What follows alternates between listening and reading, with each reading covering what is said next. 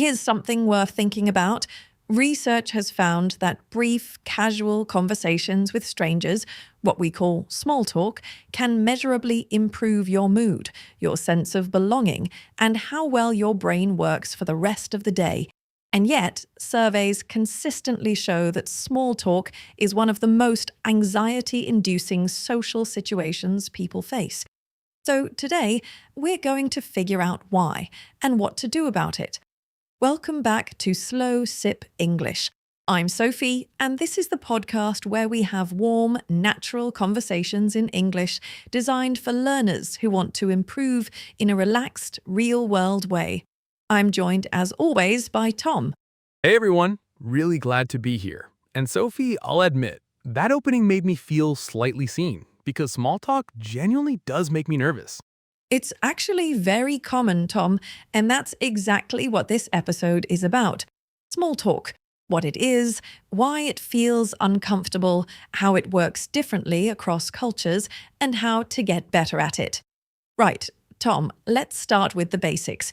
If you had to explain small talk to someone who had never heard the term, what would you say? I'd say small talk is light, casual conversation about topics that aren't particularly important or personal. Things like the weather, what you did at the weekend, how your commute was. It's the kind of conversation you have when you don't know someone well or when the situation doesn't really call for a deep discussion, like standing in a lift with a colleague or waiting in a queue at a coffee shop. And I'd add something really key. The content of small talk isn't actually the point. When someone says, "How are you?" in passing, they don't want a detailed answer. What you're really doing is acknowledging the other person, sending a signal that says, "I see you, I'm friendly." It's a social ritual more than an exchange of information.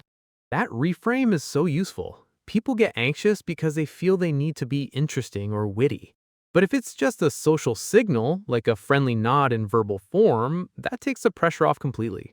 Exactly. And yet people still find it genuinely stressful. Why do you think that is, for you personally?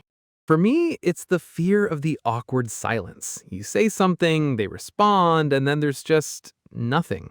Both of you standing there, nobody knowing what to say.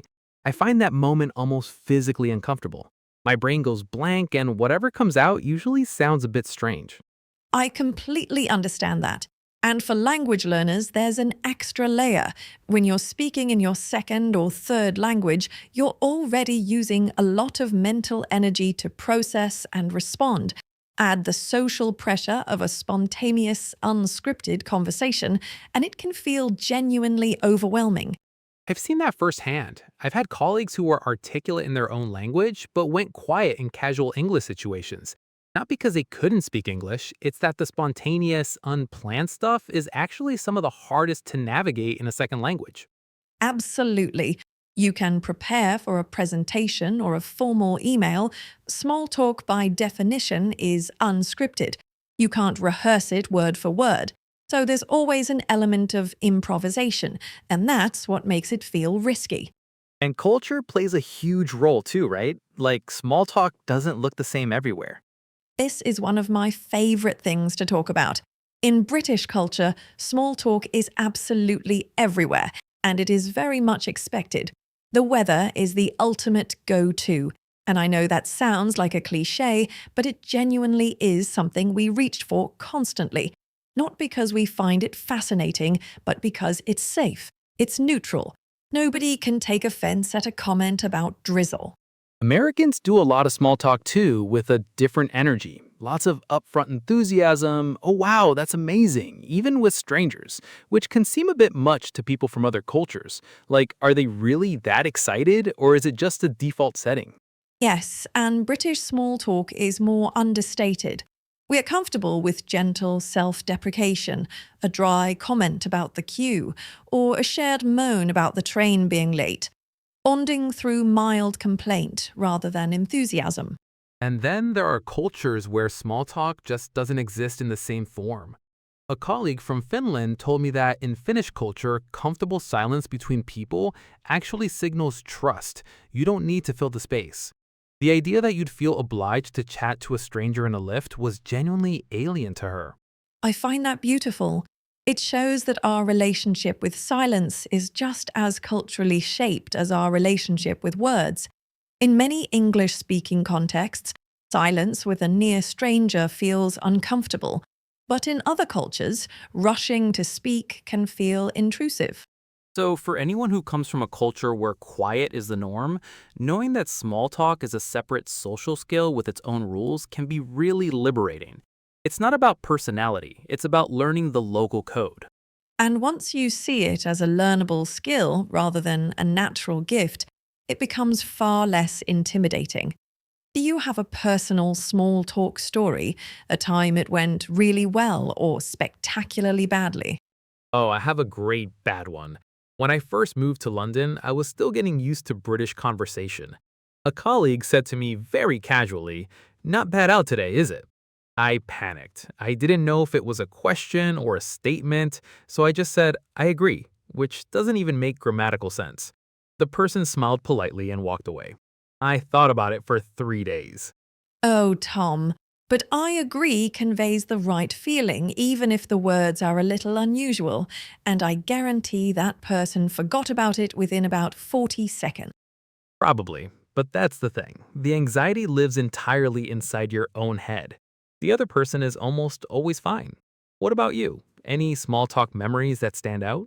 I have a lovely one. I was waiting at a bus stop in Bristol. Classic, it was raining, and an older gentleman next to me said quietly, "Classic Bristol weather, this." I laughed, and we ended up chatting for about 10 minutes.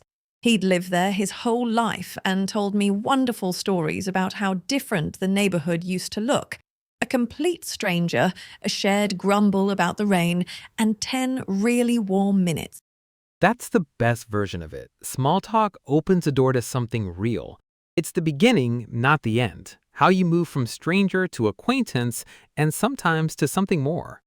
Think about any meaningful relationship you have, a close colleague, a friend, maybe even a partner. It almost certainly started with something small and casual, a passing comment, a shared moment, a bit of light conversation that opened a door. Small talk is the bridge. Small talk is the bridge. I like that. Okay, so what are the practical tips? What actually helps people get better at it? A few things that genuinely work. First, have a small set of reliable openers, not a script, but a handful of go-to phrases for common situations. Something about your shared environment, or a genuine question like, "Have you been here before?" Questions are great because they shift attention to the other person, which immediately takes pressure off you. That's such a good tip. Questions are low risk because people like talking about themselves. And then actually listen to the answer. It gives you your next thing to say. You don't need anything prepared if you're paying attention. Small talk is just a chain of small exchanges, each one growing from the last. Active listening is hugely underrated. And don't be afraid of a small pause. It doesn't mean the conversation has failed. A simple yeah or totally can bridge a gap without you needing to suddenly produce something brilliant. And for learners specifically, use the language you know well. Small talk is not the moment for complicated vocabulary. Simple, warm, clear language works perfectly. How's your week going? That's genuinely all you need to get started. Simplicity is exactly right. Really well put. And the final thing, practice. Small talk gets easier the more you do it. It genuinely is a muscle. Every attempt, even the slightly awkward ones like Tom's "I agree" moment, is building confidence over time. I agree is now my legacy. I'm at peace with it. Right, vocabulary spotlight time? Vocabulary spotlight time. Dick's words and phrases from today's conversation explained clearly with example sentences. I'll start. Number 1, to break the ice. When you break the ice, you say or do something to start a conversation and ease any awkwardness between people who don't know each other well. For example, he told a funny story to break the ice at the beginning of the team meeting. Number 2, to make conversation. This means to talk to someone just to be sociable or fill a silence, putting in the effort to keep things going. For example, she wasn't really in the mood to talk, but she made conversation to be friendly. Number 3, An awkward silence. A pause in conversation that feels uncomfortable, where neither person knows what to say and the quiet becomes tense. We've all been there. For example, there was an awkward silence after she asked him a question he clearly didn't want to answer. Number 4, to keep the conversation going. This means to continue a conversation by saying something new. Follow-up question or related comment rather than letting it trail off.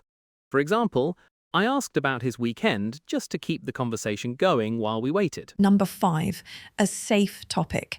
Something you can talk about with almost anyone without risking offense.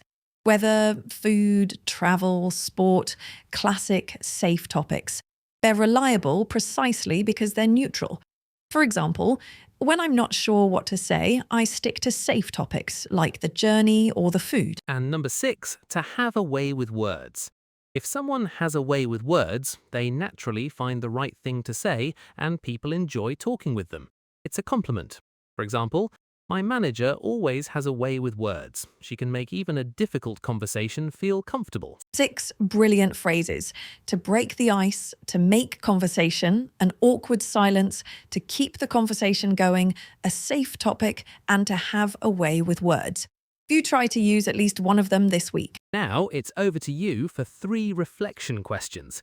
Take your time with these. You can think about them quietly, discuss them in English with someone, or write your answers down as a practice exercise. Question 1.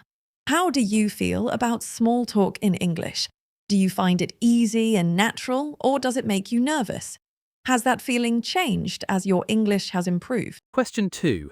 Think about the small talk culture in your own country. Is casual conversation with strangers normal and expected, or is silence more comfortable? How does it compare with British or American small talk? And question 3. Think of 1 or 2 small talk openers you could use the next time you're in an English-speaking situation. A queue, an event, a waiting room. Write them down, say them out loud, make them yours. Having something ready can make all the difference when the moment comes. Those are great ones. Take your time with them. There are no right or wrong answers. The point is just to reflect and become a little more aware of yourself as a communicator. And that brings us to the end of episode 4 of Slow Sip English. Thank you so much for joining us. Small talk might seem trivial, but it is genuinely the foundation of human connection, the first small step in almost every relationship we build. And remember, the next time you'll find yourself in a lift, a waiting room, or standing next to someone at a coffee queue, you've got everything you need to start a conversation. It doesn't have to be deep or clever, just say something. That's literally all it takes. We'll be back soon with episode 5. Until then, take care of yourselves, keep practicing, and don't be afraid to talk to a stranger about the weather. It works, I promise. Bye, everyone. And if you get into a lift with me, please just say something first. I'm already panicking. Goodbye.